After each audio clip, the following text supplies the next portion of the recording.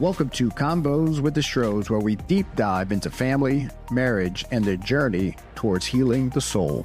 We explore what it means to build a life of purpose, grounded in faith, education, and self-sustainability with a full dependency on God. So join us as we share our own Christian journey and the lessons we've learned along the way, offering real conversations about love, growth, and the power of transformation. So whether you're seeking deeper connections in your relationships or looking for hope and healing, you're in the right place. Welcome to Convos with the Stros, where your journey begins. How you doing? I'm good today. Yeah. Busy. Does that mean you haven't been good the other days? Well, you haven't been very good this week. I have been under the weather this week. Yeah, and so it changes. So I'm happy to have my man back. Yeah. You also traveled a lot this week. Mm-hmm. We traveled with Eva. Yeah. Just a lot. I think every season's a busy season. You know, we say that all the time. It's like, oh, it's so busy. It'll always be busy. Yeah. It's learning to not be consumed, I guess, with busyness. But, you know, to throw a wrench in it, it was a wild week. Yeah. And then you got sick. Yeah. And nobody respects you more, babe, than me. We have two definitions of sick. And, you know, you got a case of the sniffles this week. And it like took you out. And so, you know, Galatians 5:22, love, joy, peace, patience, kindness, goodness, gentleness, self-control. I also had to tap into the reserve of empathy and all the things, because, you know, when I am sick and dang near, you know, hospitalized, I just have to get up and make it happen. It's, you know, women are just, we're built different. No big deal. But when you get sick, bless your heart. And so, was I a good nurse this week is the question. Your good nurse grace lasted for approximately about 13 hours. So I'm grateful for those. No. 72. Oh. And then when you... I wasn't home for those other ones, so they don't qualify.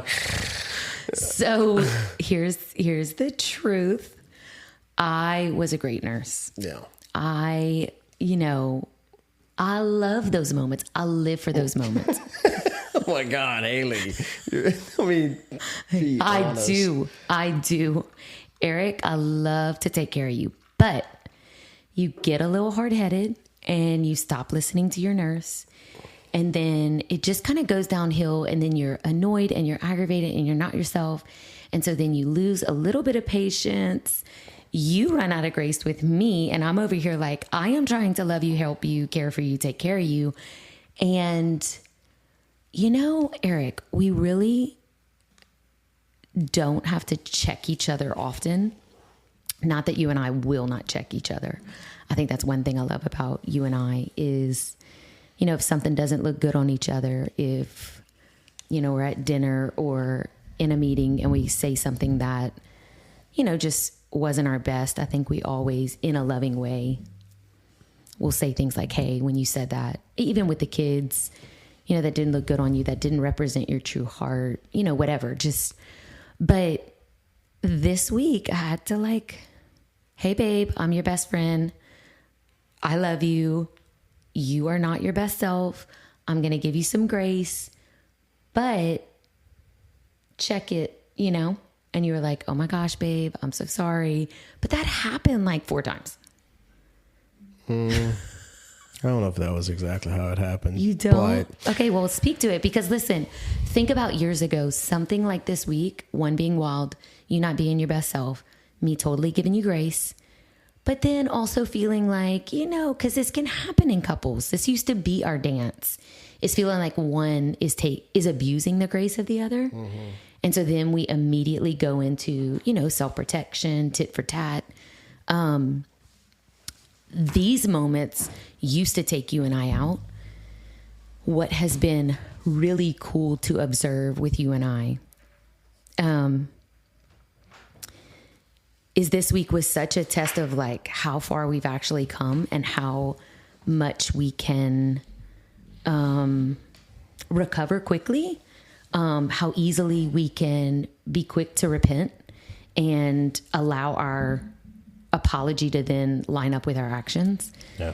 Well, I think this week, and especially what we went through, was a great exercise to deal with some conflict resolution that life happens, I didn't go into this week with an intention of being deathly ill sick, because it wasn't like sniffles. Okay. Don't punk me out.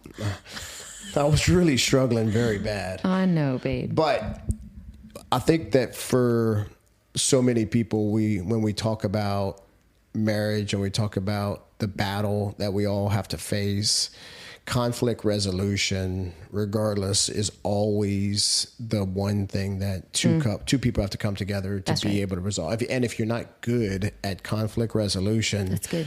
Then what happens is one always wins, one always loses.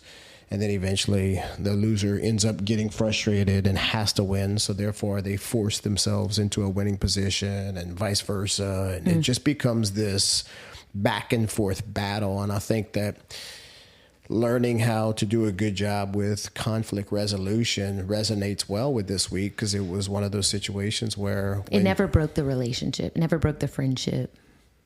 No. But conflict years ago was like this little bitty thing, separation, you against me. Yeah. I think this is what I discovered this week is, almost like get pink saying this, like blushing, but we truly have gotten to the place where we believe deeply the best in each other. Mm-hmm. And you can't fall out of grace with me. And you can have really bad days. And you have so much invested in me. You have so much deposited in me that I can handle some withdrawals happily. We used to be so withdrawn with each other that we just overdraft, it was overdrawn. Another thing that I observed this week is that, that whole thing that we have committed to say constantly is, you can't fall out of grace with me. I have so much grace for you. I have so much grace for myself. That's all you needed from me this week. Now, there were a few moments where I was like, all right, babe, check it, and you were like, oh my gosh, you're right. I am being short. I just don't feel good. And then there's grace when you're quick to apologize and then back up the action with the apology. But a week like this years ago would take us out of the game. It broke friendship. We wouldn't talk. We would make it bigger. We would pull out old stories and resentments drag on and all the things. And I think that's a battle for couples, is that, conflict resolution is hard, and learning to communicate in a healthy way is tough. It's a discipline that has to be practiced and learned and mastered.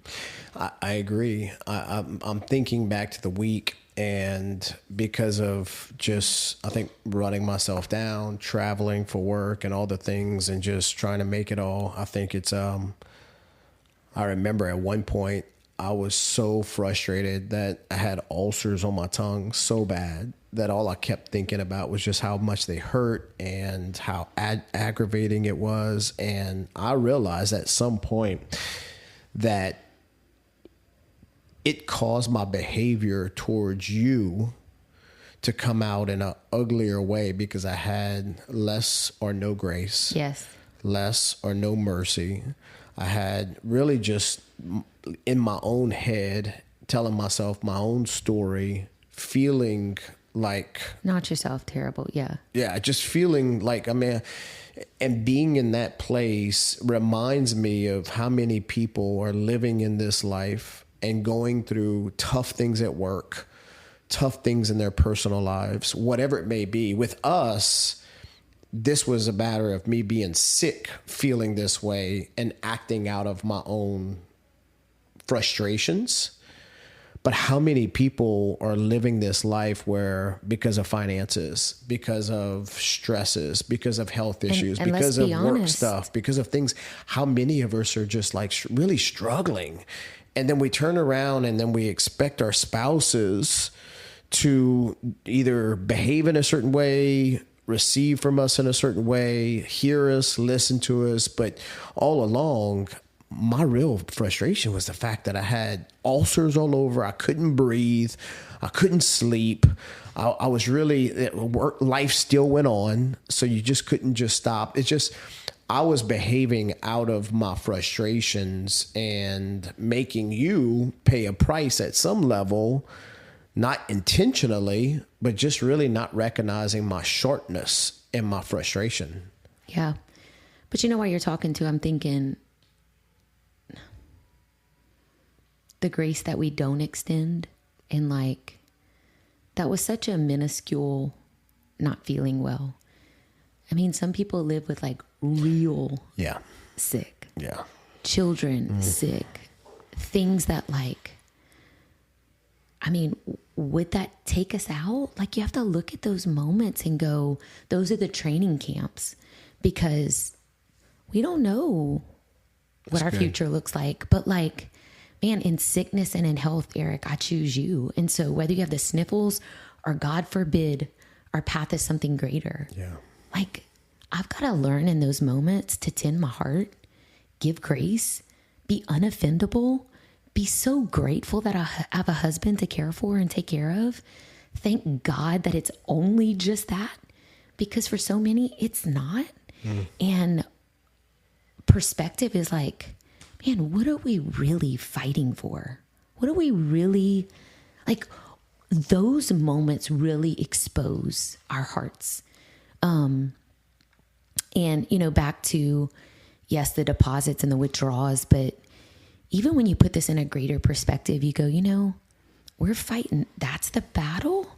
And this is what's coming out of us. What happens when the real battle comes, right? Yeah. Like, so anyway, I counted it all joy to some degree.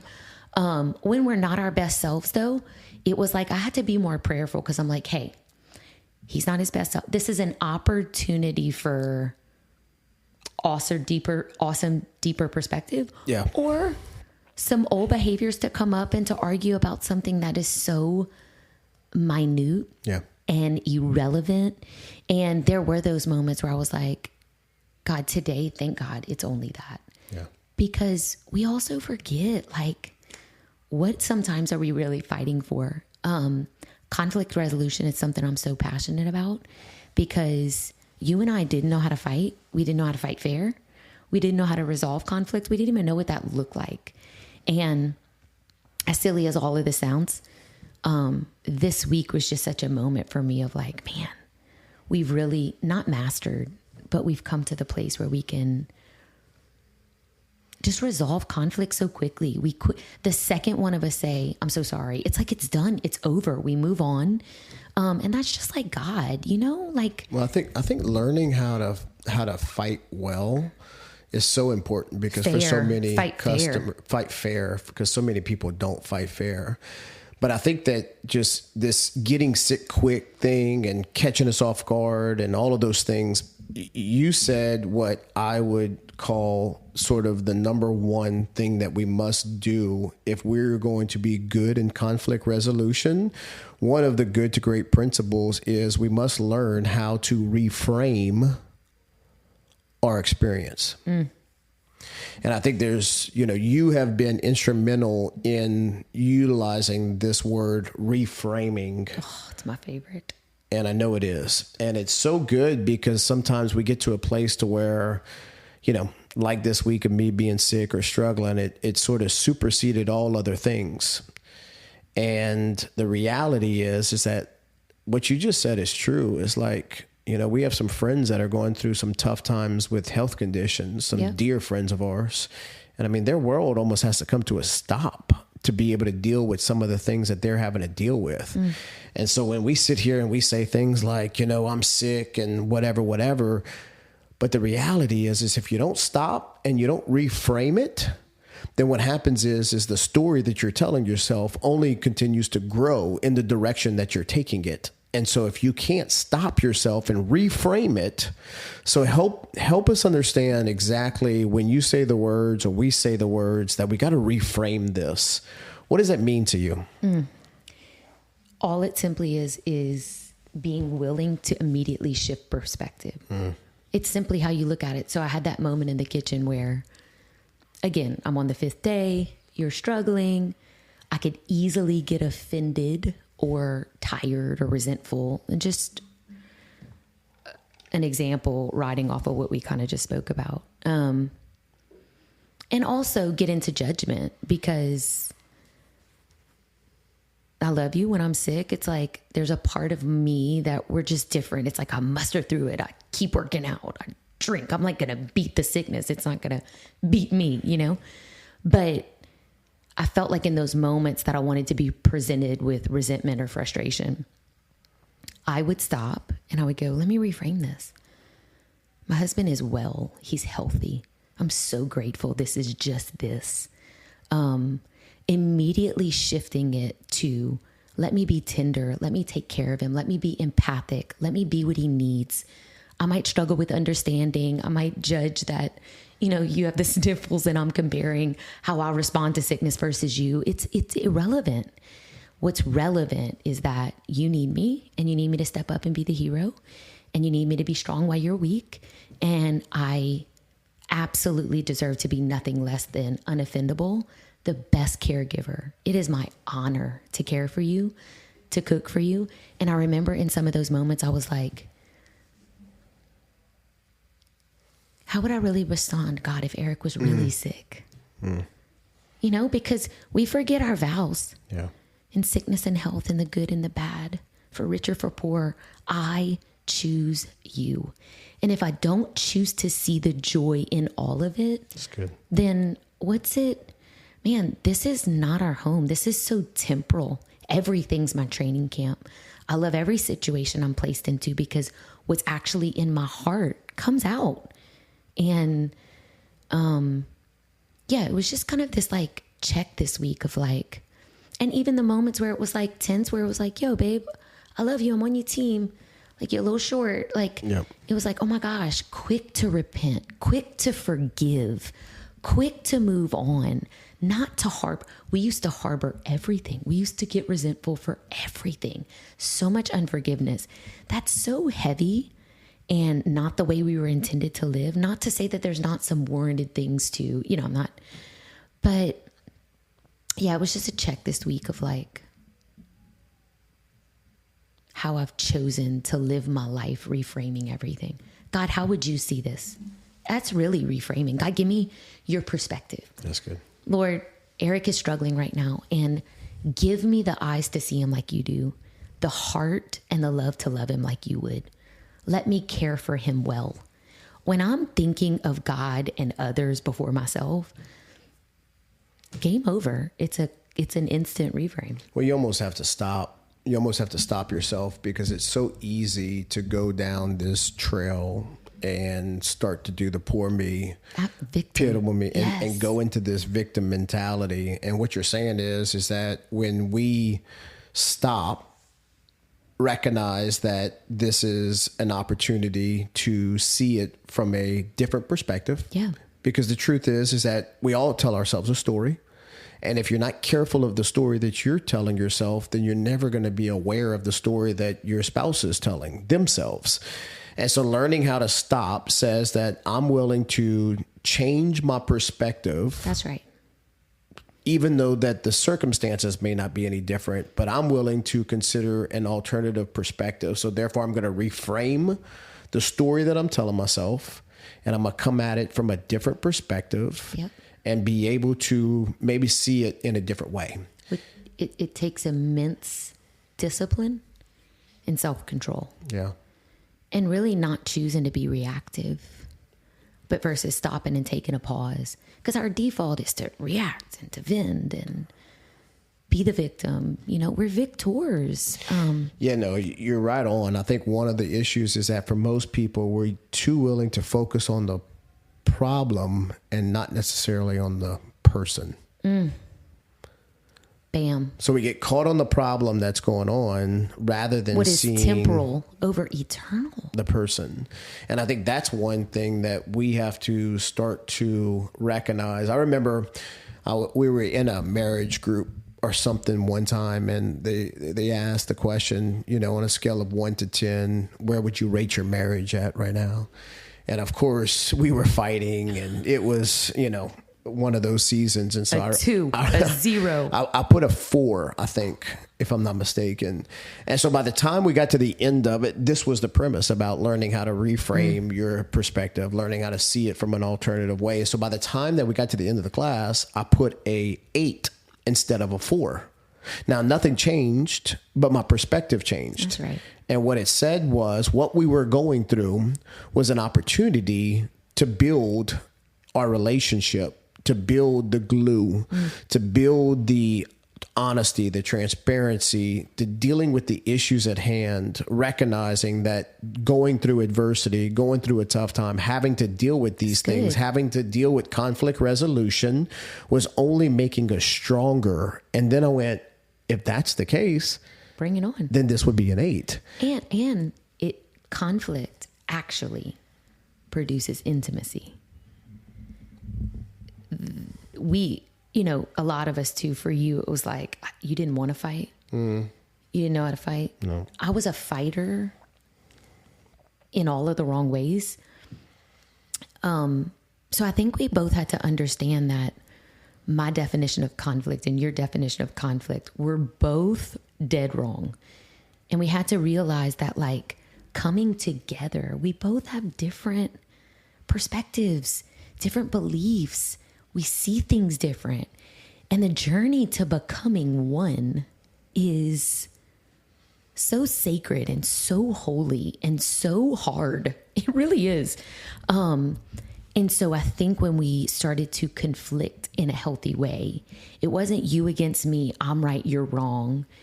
It was the relational maturity enough to stop and go, let me hear your side, giving each other a voice. Yeah. Because immediately for me, it was like, I defended, you didn't see it like I did, you're wrong, shut down, close you off, done talking, which is the lowest form of communication that you can do to someone. And it screams how, if I'm being honest, emotionally and relationally immature you are, right? So when we started to become mature, it was like, hey, we're one, we're on the same team. We're learning how to define how we both see money, how we both see whatever so then when a conflict would come up, we were like, this is an opportunity for us to grow in intimacy, to grow in oneness. Yeah. We stopped opposing it and we started to embrace it. The truth is, some of us shut down because either we are people like run from conflict. Yeah. And again, it is a muscle that has to be developed because we have so many like bad theologies around it because we don't know how to do it well and we're not confident and we don't practice it enough. I believe in marriage, that's like the practice. Yeah. That's where you get to, because conflict's going to come with your children. It's going to come with your family. It's going to come with work. It's going to come with, and the more you put it into practice with that safe spouse on working on the things that are actually really important, then you can go out and have healthy conflict resolution. And it really produces intimate, my friendships, and you know this, the divine friendships, you know, those holy of holies. I'd love to talk about friendship on one podcast, but those girls that have earned the right to my heart, that have just paid the price, and it's few of them, and that circle's closed, and those girls have, but most of those girls in that group, we have had immense conflict, and we've stayed the course and we've fought it out, and it's produced this level of intimacy where, you know, we laugh. They're like we're like an old married couple. It's, so I think a lot of us need to get curious about what comes up for you around conflict. Yeah. Why is it hard for you to conflict? Breaking down those bad ideologies that we have around it and really starting to explore it and putting it into practice with your spouse to learn how to healthily, because you would shut down, you wouldn't talk about it, you would avoid it at all costs. I was going in for it, but it didn't get us anywhere on your way or mine. No. Because it's typically one or the other. Yeah. So we had to come in, we had to figure this thing out together. Yeah. Right. So we almost intentionally practice conflict resolution. And I think one of the things that really helped us was, one, understanding how to reframe, because if the minute that you get to the place to where you're not willing to reframe your perspective, then that means you're willing to run with it. And sometimes running with one perspective in the wrong direction, you end up scoring in the wrong basket. Not intentionally, but you didn't even know about it. So I think reframing it is so important. And I think another one is about learning how to hear what your partner's saying. Gosh. Which means that we have to get out of our story and into your spouse's story. So I've got to be able to understand it from your perspective, and you have to understand it from my perspective. The problem is most of us are listening to argue versus listening to hear. Yep. And there is a difference between the two, right? We talked about this, I think, a little bit on one of the other episodes, and learning to be able to be a good listener so I can understand where you're coming from and recognize. I think for me... You nailed it. I would hear you, but I wasn't listening. No. Because it went up against everything Yep. that I disagreed with. So then I shut down, and I was just listening to get you to a place where I could defend my position. Yep. So I wasn't really hearing you. I wasn't really hearing your heart, which again goes back to, and I keep talking about this, I mean, till I'm blue in the face, emotional, relational, spiritual immaturity. Because you have to have some stamina in those areas to hold a conversation that goes, I'm not going to have this emotional reaction. I'm not going to shut you down. I'm not going to talk over you. I'm not going to interrupt you. Hello, I was the queen of that. That just screams immaturity and ego and pride. A person that is solid within self can sit down and listen to anybody and whatever they have to say. Doesn't matter what it is. It doesn't matter. You can disagree. And at the end, you listen to their heart and you find them. You get to know them actually, instead of up against what you think, which is such... But let's be honest here, and not pretend that, every conflict is as simple as just doing some of these things. So the reality is there's real conflict in this world, and there's really struggle for marriages. And so let's go one step deeper, and let's pretend as if it's one of those conflict sessions that, someone crossed the line. Yeah, I got an opinion. You got an opinion. That's right. And you're going to hear my opinion, and you want me to hear your opinion. And we start fighting dirty. And therefore, it starts to get to that place. So how can a healthy relationship handle conflict resolution in a way that's positive, that's net positive? It's good. That makes a difference. Good. That keeps people out of cycles and into seasons. Yep. Because the truth is there's going to be those times where you have the right to your opinion, just like I have the right to my opinion. Well, there's an opposition completely. Yeah. And we're on two sides. And it's okay. And one of us is not bowing, and one of us feels right. And there are those moments in marriage. And I'll say this, thank God that we go up. Thank God that we have invested year after year after year into counseling and having, outside safe couples. It's endless who we would, if we couldn't resolve it on our own. I think the 24-hour rule that we've given each other is, because again, sometimes too, there's so much passion and hurt and emotion and anger, and there's so much emotional upheaval around some of these things that it's best to just go, hey, we're on the same team. We're disagreeing. We're on opposite sides of this, but we love each other. Here's what we used to say that is giving me butterflies in my stomach. We're still friends. Let's be friends. Let's not break the friendship. Let's have fun tonight. Let's shelf this. It's our famous saying. We're going to shelf this. And in 24 hours, we're going to circle back. And that just gives you time to pray, to pause, to seek counsel. So one thing I love about you and I is we always go up. and you'll go to a counseling session. I'll go to a counseling session. And then we'll come back. And if it really gets to the place where we can't, we call outside sources. But I think we give it a 24-hour, and the battle would be to go, hey, let's not break connection. Let's not break friendship. Yeah. We disagree, but we're on the same team and we're going to figure this out. Yeah. Instead, what happens is when we're emotionally immature, we disconnect. It's you against me. And that's not fighting fair. That's not fighting for oneness, right?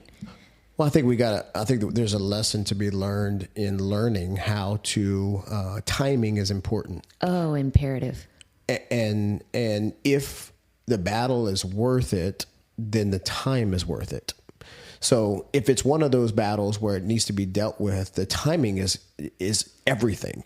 Because if I know for me, learning how to have emotions today is a lot different than it was in the past.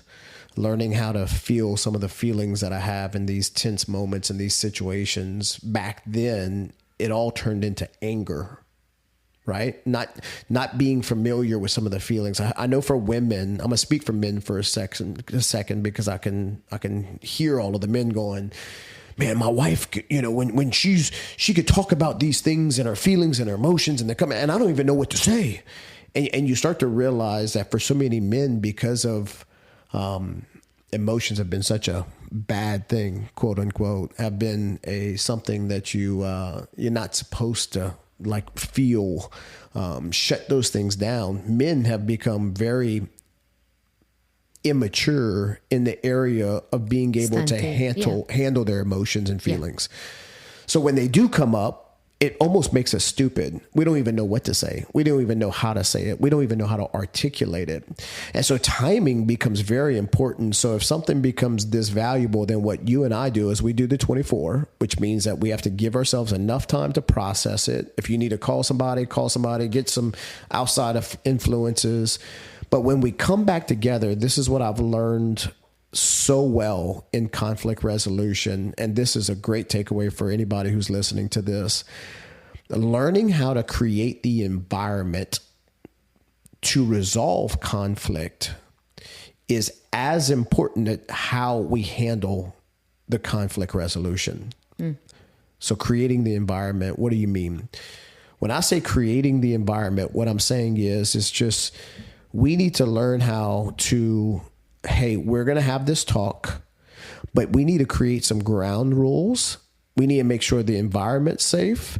We need to make sure that we allot each other enough time, and let's do this according to a set of rules. You can't go to a football game and not have referees. If you go play a game without referees, it's two people who want to win and who are going to do whatever they have to do to get to the winning side. But the other side of it too is some will eventually just fold. It'll be fold and go, okay, fine. It's not worth the fight, whatever. And then resentment builds. And over time, you used to just give in to me because it was easier. Yeah. Like there was I didn't love myself enough to stand there and fight for self or to create boundaries. And I was so dominant, and I was going to make you pay, and you wanted to put up a fight. And really, you were way more the power player in a sense of like, but I didn't know I didn't know submission, which women can't stand that word. And I think it's one of the most beautiful words when you really understand it. And God's design for submission. But you, for a huge season, were like, it is not even worth it. Let me just lay down because she makes my life miserable. But then so much resentment stacks. And then the other side of it is, there's a loss of respect on each side. And so when the decisions need to be made when it matters, we justify that by, I don't trust you. I don't respect you. Yeah. You've done this, blah, blah, blah. And so again, it's so complex, but working through this stuff to get to a place, whatever it is that's in the way, we could sit here and you've got to start to learn how to conflict healthily, and you cannot allow your spouse to lose their voice. No. And you've got to know when to play your card and when to fold, when to give in, when to take a stand, all with oneness in mind. Yeah. And I don't want to take your voice from you. It's powerful. And I want to know when to speak and when to be silent. And that's the leading and the power of the Holy Spirit. I'll tell you that. And putting in a lot of work. But there were so many factors, and there are so many factors for every couple listening to us. The heart, though, and what we want you guys to take away today is work on becoming healthier and moving towards healthy conflict resolution, because it does produce this level of intimacy that is mind-blowing. Well, without it, I think it leaves an emptiness on the inside, and it only comes out later on because there's not anything to keep us full. And I think that this environment and creating the environment is so crucial and is so important, because when we create the environment, like I'll give like some of our rules, for example. So in order to be heard, we will share with each other, hey, I'm going to share, and I have X amount of time to share my thoughts. Now, for me, I know doing this, I'm not as articulate as you are in expressing your feelings and your emotions off the top of your head. It takes a little bit for me. So when I leave for 24 in preparation for conflict resolution, I jotted down some notes and some thoughts to get some of these things out. So therefore, when we do sit down, it's not this, you piss me off, and this fighting type of thoughts. It's going, hey, this is how this made me feel when you did this. That's right. And then what we've learned along the way is going, hey, let's make sure that we give each other enough time to express yourself and get the thoughts that you need to get out of the way without any interruptions. So we used to do the talking stick, but we've got to the place where we said, hey, you're going to get X amount of minutes. Why did we do the talking stick? Because you interrupt. You have the worst case. Wait, you love I used to. It's better. And if I do it, I'm quick to repent. Yeah. But that's sad to say, is that I saw that. That's what I saw as a form of communication. It was normal to me. The more the power of the Spirit, the Holy Spirit convicted me going, that's pride, that's ego, that's a lack of self-control. But for us to have had integrated talking stick was only because of my lack of self-control. But you got to remember, I mean, you're not the only person that likes to talk. I mean, I would probably say that for most women. No, but I'm talking about how rude it was. Well, I think that's the part. When somebody is interrupting somebody else when they're trying to speak, what happens is that the other person feels that they are not understood. That's right. And when a person feels that they're misunderstood, we talked about this before, two things occur: either isolation or rebellion happens. And so being able to hear, and so I'm going to give you one last tip for an environment. If the conversation or the conflict is that great, then the last thing that we do that really can help is one person gets to share in a time frame, call it, of 20 minutes, and the other person can't respond for 24 hours. I love that. So what it does is it forces the other person to not say anything, but only receive. And then that person leaves with that information, prays about it, journals about it, ask God if any of that's true enough that he wants to deal with it. And then that other person gets to come back in 24 hours and go, hey, here's my 20 minutes. And the other person can't rebut it. You can't refute it. You can't say anything, post it. You have to just sit there and you just have to listen to it and just have to receive what the other person's saying. And sometimes just the fact that we get to get it up and out off of our chest is enough. It's not anything that needs to be like, you need to hear it my way and I got to hear it your way. It's just the fact that you are entitled to your opinion, just like I am entitled to mine. And if we're not sharing that, then what happens is one is being dismissed. One is not being heard. And when that occurs, conflict resolution does not occur. And it's only going to be until the next situation arises. And so I think in conclusion, and as we kind of bring this thing down to a close, I'm going to say one more thing, and I think you're going to appreciate this. I just thought about it for conflict resolution. For most of us, we get caught up in the truth and lies of our story rather than the wounds and the healing of our story. That's good. And I'll just kind of lead into this and I'll let you close this. But what I mean by that is that in the healing world, we recognize that there's wounds that all of us have.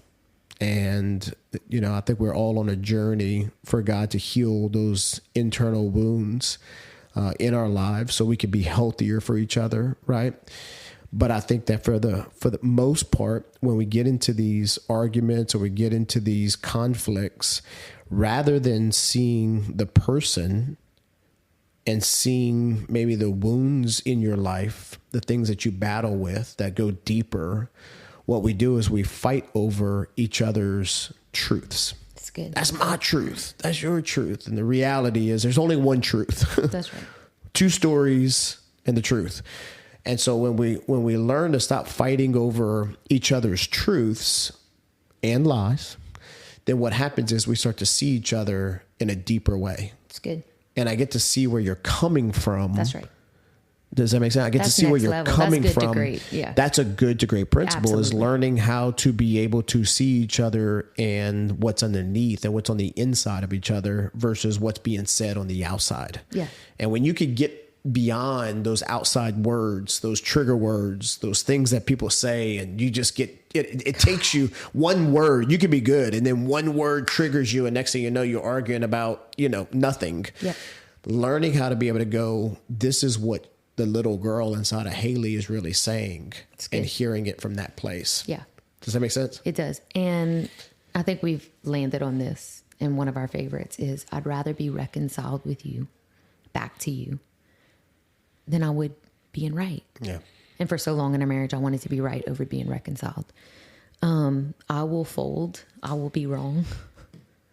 I don't want to be right. I want to be reconciled to you. And I think with this understanding, it's allowed me to get to know you in a way that, or parts of you, the depth of you, that my preconceived perceptions, false beliefs, lies held me back. And that's what the adversary wants, is he knows when we are one, we are unstoppable. And so if he could divide or use anything to break relationship, he takes ground. And so also just being so vigilant not to give him any place. But yeah, I just encourage each other to get curious about, how do you conflict and how can you do it healthily? And can I say this though, because I think for so many years we did this and it was not healthy, is one of us would shut down on the other and would just get so frustrated and just go, okay, you win. And it was one way of trying to handle conflict resolution that sounded like, okay, one person wins, we're all good, let's just move on. But the truth is that there's always a loser in that situation. And then there's always going to be this resentment that's built up. So just saying, hey, you win just because it's easier to keep the peace really only creates more chaos. It looks like peace temporarily, but it's long-term chaos in the end. And I think that we need to learn how to do a really good job of healthy conflict resolution. And the more mature that we get in this area, the more we'll see our marriage get out of these cycles and into seasons, which are healthy. Yes. It's healthy to be in seasons. It's okay to have seasons. They change. That's right. But it's the cycles that don't change. That's right. And that's the ones that we need to be careful of, because if you're not aware, you'll be doing a cycle dance for so long that eventually it creates to major separation and major issues. So, all right, for what that's worth, we hope that you made it this far. We're so thankful that you guys listen to this and are hearing us. And we ask that you just share it if it helps with you and your relationship. And so, babe, love you. Great job. It's always awesome to have you part of this deal. Stro, I love you. We'll see you next week. Thanks so much. See you on the next one.